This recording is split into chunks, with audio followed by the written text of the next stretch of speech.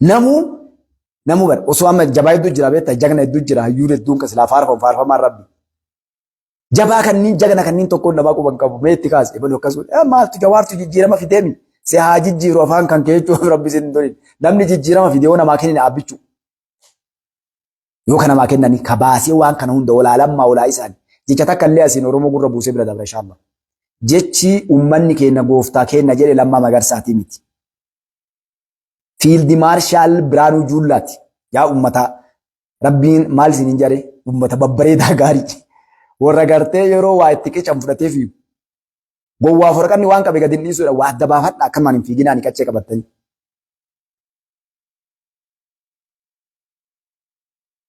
Gubbaa miilli mataa ta'e mataan miila ta'e bara. Nama sadarkaa ministeeraatti dalagee nama gartee Oromiyaa waliin dhufin kun Oromiyaa gad jiru bara. Nama uummanni fudhatee illee olin fidin yookaan warrummaan isaa wanna illee olin fidin Lammaa fuudhee namuu fannisee deema maaliif Lammaa immoo badabbo. Ammallee Lammaa maaliif dalagan Oromoon federaala bulchuu hin dandeettu jedha Lammaan. Lammaa Magarsaa maal jedha Oromoon nuti dandeettii biyya bulchuu hin qabnu dura naannoo keenya bulchinee shaakallee waggaa 20-30 duuba gaafa Amaaraa fi Tigree qixxoofne jaraaf filmannee ol fide akkasii jedhan yoo godoon godhan dhaaba. Barkeenya kun nama Oromoon hin dandeettu jedhe jalatti kufu. Hin dandeettu dhimme nama agartee Oromoo waan dandeettu ati maashaallah. Viyuun keellee ni kaan namummaan keellee hayyummaallee beekumsillee. Ni dandeetti Oromoon jennaan siidhumatti abbaa. Tanaa namni addan baafanne garii hori'uu malee. Kanaaf jagna kana waliin dhaabbannee dhagaa. Bara funya qurqurii asiin finne bara akka agartee warri wannaa kunniin iyyaa kuni loon funyaan keessa loon haada baasee funyaanii godhee oofu. Lafa laaftuu garte warri lafa laaftuu yoo isin tuqan malee eegaa isin wanni baratan maali akka ishee biroo kaan akka mallassanitti saree wushaa siinjichaa gartee mallasu kaan kolaasaa kaan hidhee itti taphachaa jaartii babbareedduu jalaa guuratanii gartee jirnaalonni isaaniitii fi waraanni isaa ganda keessa deemee abdii suuqota handaa qofaadha gartee kanuu dhaba abdii handaa yoo inni jedhee surree shafshaf godha kenna kun jaartii tiyya barbaaddeedhee fuudhee itti kenna wal beenna baraa takka takkatti. Mee ati dhiirri gabbaa'ii an nama Tigree sanii bar nama Tigraayii dhufe mucaa saree Tigree tuqee beeka jedhame saree Tigree gaafa nafxanyaan warra dadhabne bar gaafa nafxanyaan nu bulchitu saree nafxanyaan ni kabaja yoo kana sareen kun qulqullu ka Amaaraa fakkaatedha garteedha. Wallaahi Oromooti bara waan nu keessa dabare bara. Gaafa TPLF sareen kun gartee ka Tigree ta'uu maal jennaan asirraa sareen kun madaannisa qaba lakkoofsa godha tokko kan Oromooti ima waan nu keessa dabare bara. Hatta keenya salaatu eegale bara eenyu dhufe eenyu Hayilamaariyaam dhufe. Hayilamaariyaam ta'u agartee ilma kuushiiti sabaa sablammoota. Oromoo jedhe afaan Oromoon dubbanne ati kama nu beeknu kanamoo akkasitti Oromoon duruu rakkoon teena tana. Jaalatu kammoo wareegame seenaa isaa yaadatu. Ifreem Adoolaa jedhaniin nyaatte dhiira biyyee eebada durii asin lafa dhiitaa. Ifreem Adoolaa kanatu Asteer jedhanii suma ajjeese. Asteeriin tun jeneraala Tigreeti. Waan jettu yoo Ifreem jedha surre fincaa itti dhaabbattee uummata dura dhaabbattee uummata Oromoo dura yeroo Ifreem maqaan dhayaan fincaan qabachuu hin danda'u jetti. Bineetti yoo itilleen Ifreem kullee akkam jedha seenaa isaa yaadatu gujii uummatuma isaatti ajjeese laala. Wallahi Oromoo wallahi yeroo garii Oromoo ta'e wallahi osoo himachuu baanne yeroo garii waliin turan gara waggaa 3. Waan jedhe isinillee yeroo Asteer maqaan dhayaan uful bakka jiru uful laalaa jedhe. Asteerii tana isaa kanatu walii yaanee ganda isaanii dhadhe. Iskee namni hedduun beektan jiraachuun ni maltan. Ganda isaanii dhadhee ajajaa walii gara waraanaa naannoo kana jiru ka gubbaa jiru guutummaa boruu jedhanii nama Harargeeti. Amma isa waliin bobbaanee dhanne.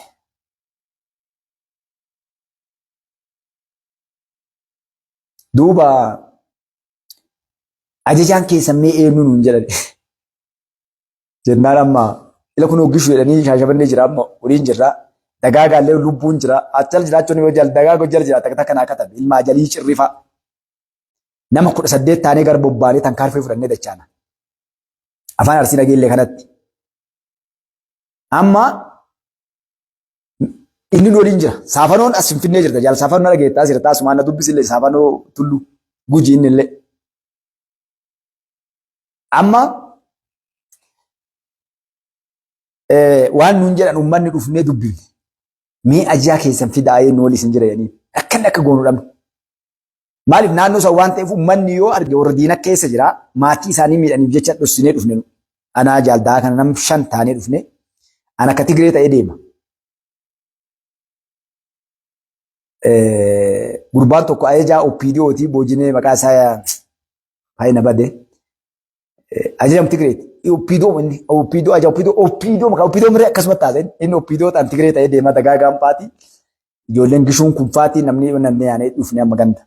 Bakka nuti dubbiin jabaattee jaruma yaanee Tigree taanee yaana. Amma jennaani dhufnee dubbifannee amma kana rakkannee beelofnee maal isin nuun jaali. Amma uummanni didee arginee naani dhugumatti himne manguddoon galaanu nyaatte. Waraan bilisummaa Oromooti jennee akkanuma laalanii mee ajajaa keessan fidaa nama guddaa nuun jedhan. Namni nu waliin jiru isa. Wallaahi na dhagaa Oromoo. Yoo an kiji bijaal dagaagaa cirree faa kunoo lubbuun jira dhaga ilmaa jalii cirree. Yoo jenneen finne waan goonu hin qabnu qaama. Yeroo inni dhibasi wallaahi Oromoo akkanuma jedhan dhibasi kan makalee nu beenu gabbaa irra qabsaa ta'e nu as deebi'ee nu waan nurraa yaachuu deema. Sini qallaamu yaasi shufuro nu ari'an eegaa kan nu ari'an yaani bobbaanee torbaan takka durre dachaa nama gandi kun ibidda nu qabe yoo nu dhufnu magriiba yoo nu ganda duun Tigreen dhuftee sakattaa nu barbaada deemti itti qalanii dubartoonni qubee ni kaayidhan. Nama 4 taanee gishee shaajabannee jira amma. Ada dagaaga ka OPDO sinin jedhe kana. Yoo nu dhufne usuma kan deemtu Tigree maganda lafti magriiba. Toluma dhufu katti guruu bira dhaabbattee haasofti jarrillee. Mana uummataa jala horii baadiyyaa ni beektanii tirgulumatti rifanne amma. Reediyoo qabna. Godhaa deemu reediyoo cufneetuma. Dhadhibneetuma qawwee onnarra gabbuufanneetumaan dukkana lafti magriiba. Bira dabarreetu Tigree agarree amma waan goonu hin qabnu. Tigree fakkaannee uummata qabnee waan irraa qalannee ayaanu jennaan. Amma achi dabarree nama lamaa qabnee ol gaffi kan qalanii fi Tigree tana nyaachisaa jiran intala wiillee qubeedha na fakkaate akkasii yoo nabane.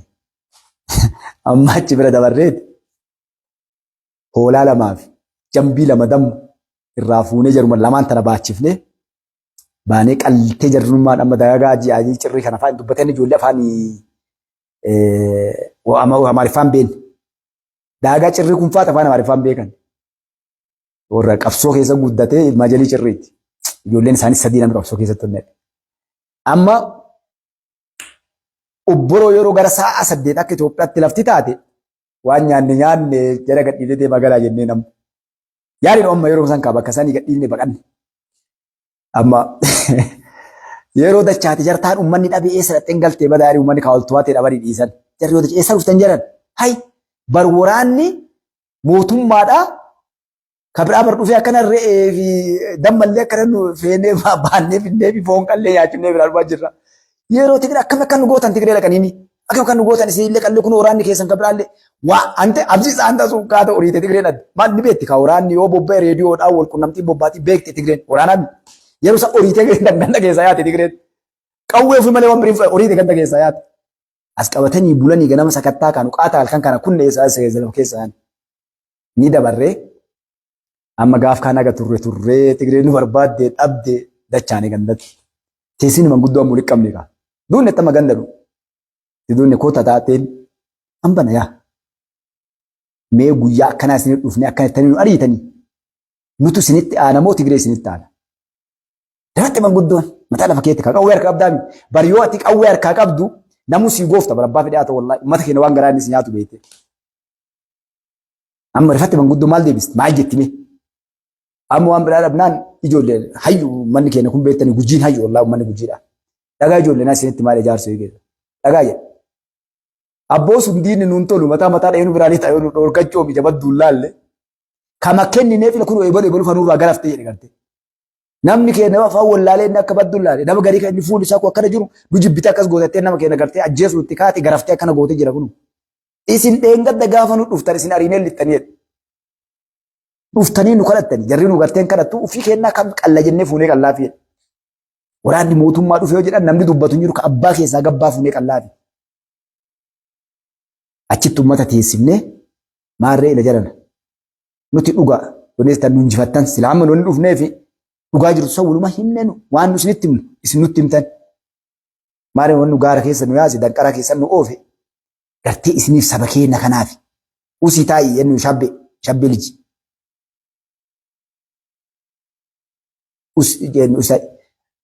jenneen namni keenya hayyuu beektu dhagaa waan kan ragaan isin himaa jira amma ummanni amma achi dhagaa ummanni wallahi wanni tole gujiin kun dhiira gujii boorana wallahi ummata akkasii ani agarra akkana si as gargallaa sirraan garagalu hayyee jedhanii hayyee ijaaraman amma bubbaa gara nageelle boorana yaada isiniin jedhe achi yaane bakka nu takkaarfachuu deemnu jaallan biraa dhufanii korri karaa booranaa keessa jiru nageelle boorana takkaarfatan warri yaadattan yoo jiraatan gaa booranaa kana dhukkee irraa kaasan nageelle boorana magaalaa seenee waraanni keenya kaamma shaneen akkana goote nuun jedha gartee kijibaan keenya kun magaalaa nageelle booranaan bobbaa lafa sa'a meeqaa deemnee dhufne walquban qabnu waraanni keenya boorana gara biraatiin jiru dhufee tankaarfi magaalaa irra fudhatan.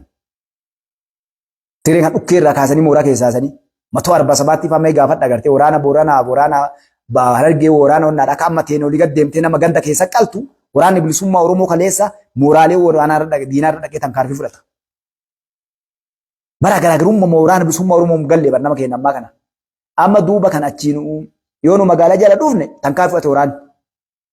Achiin illee waa tankaarfi xiqqoo takka fudhannee ol dachaan yoo nu ol yaanu uummanni bakka magaalaa nageellee booranaa jala haga nu jala yaa'u karaa galaantu gayyaana nu as karaa naccisaar jedhanii karaa arbaa minci kana mooraa qabna. Uummanni torbaan tokko nu jala deema. Yoo nu teenu ni ta'an ganda hundaa ajjeetti kennetti kooriin kun koorii jedhanii kan warra mallasii nishaan jechuudha. Taqxaaqii yookaan ammoo hidhattoota gandaa jedhanii kan. Wal guuraa deemu uummanni ganda mara dhufan. Yoo nu teenne ni ta'an yoo nu rafne ni rafan yoo nu deemne ni deeman. Nama gama wallahi beektu nama 18 wallahi. Nama 18 qofan. Nama 18 santu garuu kaa rabbi sitti hin fidee. Uummanni illee ragaa ba'uu deemaam. Yoo nuti yaanee ganda eessaa dhufne jaal murteessaa jedhaniini hangaafas boo'ee waraanni hin boo'u gaafas boo'ee wallahi. Ganda kan Ifreem kullee nu bira jira isinitti himee yeroo dura yeroo gaddeemnu Ifreem kun akka nu bira jiru isinitti Ifreem Adoola. Amma ganda dhufneet obboleessi murteessaa kanaa jaal murteessaa kanaa ajaa'inillee bishaan loon obaafachuu deeman lafti gartee lafa onna gammoojjiiti. Haga inni galu jedhanii akka nu hirkannee bachoo qabnaa bachoo tana bulbulannee uummanni ganda keessa hin jiru dhufte duuba uummanni nutti amma uummanni gara nama 440 akkana uummanni. Bar wal guuranii ganda hunda nama 18 qofa. Torbaan tokko nu jala deeman ganda hundaa wal guuran. Amma osoo akkana jennu gandaan nu marsanii Ifreemin ni beekan. Ifreemin illee arganii murteessaa kanallee arganii ijoollee ganda isaanii ijoollee waliin jiruu nu deemullee. Gandaan amma gaaf dura akkas goone isin jedhu kana bara. Amma yeroo matala yoo nu jenne dhukaas ni bahe. Amma ganda keessa kaa'uuma waraana bilisummaa Oromoon dhukaas wanda keessa wanni feetee osoo galte. Yoo harkaan qabamtee beekte qofirraa dha'uuf taate malee uummata keessatti hin dhukaastu. Amma ganda keessaa horiin marfamnee jirra daa'essa horiin haree namni kun saddeet qofa nama 440 wayi. Amma gaafa abbaanii nu eenyu obboleessi jaal murteessaa kanaa dhufuuf uummanni dhukaasuun takkatti ta'e. Amma yoo dhufe inni jecha yaada waan boo'ee isin jedhuuf dhiira beekta namni keenya kun yeroo murteeffate argeemree gandaa dhufanii dhukaasanii mana isaa dhufnee turreerras ganda jala. Uummanni argeeme yeroo arge qawwee qaba. Filaashii isaa gadi onna godhee soolaa ofirraa qaba looroo baafatee dhufe soolaa kanaa mul'ii hidhatee addaan galle gugurraatiyya jedhe ilmaaniin jedha. Addaan galle guji addaan galle gugurraatiyya dhibata dhiiraa. Looliin qajeele. Amma rifanne dhukaas nubbaye marfamne gamana nutti ibiddi nubbu'e. Yeroo malaallu argine ijoolleen sun hedduun wareegamte baalee kan dhatte warri beektanii gartanii abbaa biyyaa fa'a warra gaafa baalee dhaqee lolee waraanni baalee jedheen garte Adaawuraanni kibbaa Booranaaf Gujiin jagnaa jedhani lola seentee wayyaanee ta'e ol deebistee gad deebistee ijoolleen sun warri Baalee as keessoo jiraatan gaafa jarri warri nu biraa kibbarraa dhufe. Achi wareegamte ijoolleen tunniin hedduunis amma argite ijoolleen beekte abboo uummata wanni kun nuun jedhan. Wallaahi Oromooti laftii halgadham rabbiin naara gaadha. Namni hedduu as kee jiraachuu ni mala wanni kun waan addaa dubbachuutti hin jiru. Nama 43 harkaan qabne uummata. Bar uummanni lola akka mootummaa caalu nu beektanii waraana caalaa. Yeroo argine haga namni keenya kun bineensa ijoollee waliin ijoollee bineeyyi nama 43 harkaan qabne. 43 kan harkaan qabnee teessifnee walitti qabnee bakka takkatti. Maal loltan? Maal isin goone? Amma yoo nu gaafanne torbaan tokko nu jala deeman. Yoo isin teettan ni teetna yoo isin deemtan ni deemna. Wal guuraa ganda keessaa humna guddifanna jennee akkasitti deemaa jira. Naannoo Tigreen jirtu yoo geenne isin loluu henna jedhanii. Amma reedoo qabdanii humna biraan waamtanii uummanni loluu hin dandeenyu rasaasa gaallee qabnuuf wal mari'achaa humna guddifannee naannoo magaalaa yoo jarri dhiyaatte mootummaa waamannee isin dha'uu deemu jirra. Ergannee jirra nama waraanni akka nuu dhufu jette amma. Amma maaliif akkas gootan shiftaadhaa loon namaa qalatti dubartii namaa buufattii nuun jedhanii jedhan. Oke torbaan tokko nu jala deemtanii haga deemnu kana kunoo dubartiin teessan danqaraa keessa deemti loon keessan re'een keessan gaalli keessan nama tun'e hin tun'e gaagura teessan takka buufne hin buufne. Hayi akkamis niin galii irraa ganarree torbaan tokko nu jala deemtanii akka nu hattuu hin ta'in akka nu gartee waan uummata Oromoon tun'e isiniif qabsuuf. Ajaan nu kenname akkam goonaree nuun jedhan. Manguddoo akkamii kana namoota akkamii. Amma yeroo qawwee irraa fuunee keessaa laallu mintoof hin deema xarra guddaan. Rasaasa wallaahi namni irraa olii 12 qaba. Kun rasaasa 2-3 qaba. Matiraasa irraallee rasaas buqqifnee kenninee fi kan warra mintoofiiti. Warra kilaashii qabu.